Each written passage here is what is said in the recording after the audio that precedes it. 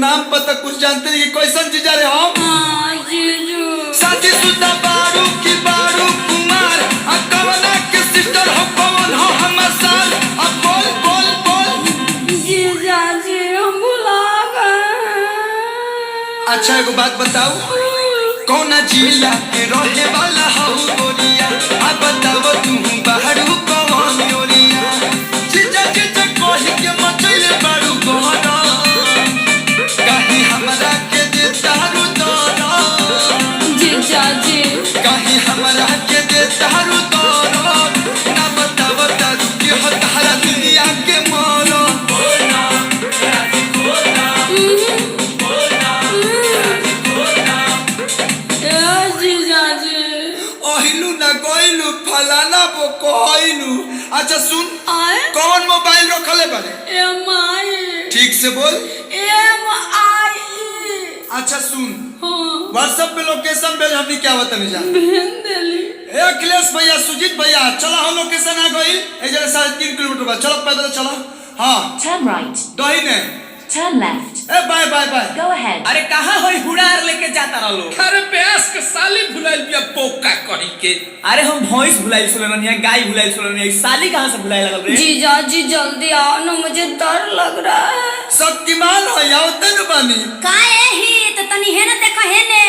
हाँ अरे अरे ए प्यास ये तो सोनावा ही हो। पिछला बेर भाभी भाभी कह के ना भी रंगले रहा आयावा यहाँ साल जीजा जीजा कह के चीजा ना रंगनी तक कही हो। प्यास बेच के बकलस टाइट कर लो। राधा राधा राधा राधा आवा जीजा मम्मी आवा जीजा। अच्छा पिछला बारी बोले रहा लाने चक्कर आयो बकले रंगाई तो हर हेड पटार बोला लाज नइखे लागत प्यास हम जात हनी। अरे भागे लगला लो। यही दोस्ती यही प्यार छोड़ के चले जाओगे।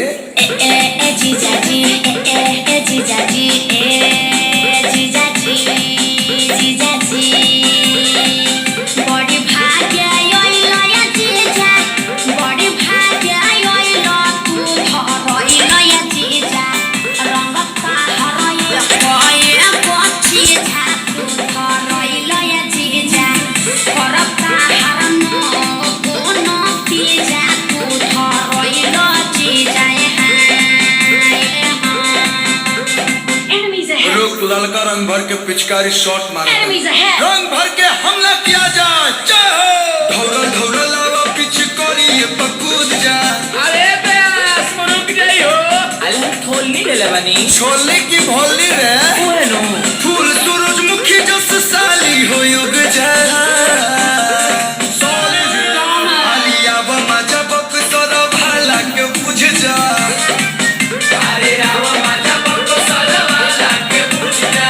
देखिए जीजाजी घमंड त रावणों के ना रहल रउआ कौन खेत के मुरई अरे मुरैया गैस करत है प्यास। हम चीनो ले लेवानी। चीनो के इनो रे उहे नो होली है। अपन खिचु करी पानिया कराइल त तुरंत माया भिए मामोर के आरे खुरपी जसनो हवा बढ़ाइले हम पानी कोमल चीज खदम खखोर के आरे खुरपी जसनो हवा बढ़ाइले हम पानी कोमल चीज खदम खखोर के अरे घोटी काहे प्यास। ए बिया दाब दी। व्हाट डू यू मीन दाती अरे प्यास जवाब देवे के कहता। या कसबा एकरा मुंह में आंसू वाला पिचकारी डाल देता। हम ना दे अरे प्यास कुछ भी हो। पारू तू ना बालिक धारा लागल होई भू बुआ खाइबू ना जीजाजी पूरी खाइबू आ कटहर के सब्जी ना कुछ अरे दिलाता ताइबो। अरे तोरा मेरा मुंह गाली गाली मेरी जवान टूट गई आगे मरी जाऊंगा भगवान। प्यास दवाई दिया गेलो भी चुप रही। होली है। पारू तू ना बालिक धारा लागल होई भू कोलुआ के कोलवा में भोगलो न सूर सीसा जैसे तोहर चमक लागिलू हलवा के कोरावा में भोगलो न सू। ये जीजाजी झगड़ा लगा लड़ाई तो होते रही, कुछ देसीला चीज सुनाई ना। श्याम भाई आजा। साली डाले तो अभी साल भर पर मिलल बा सगुना, बड़ी पावन परब ह फगुना।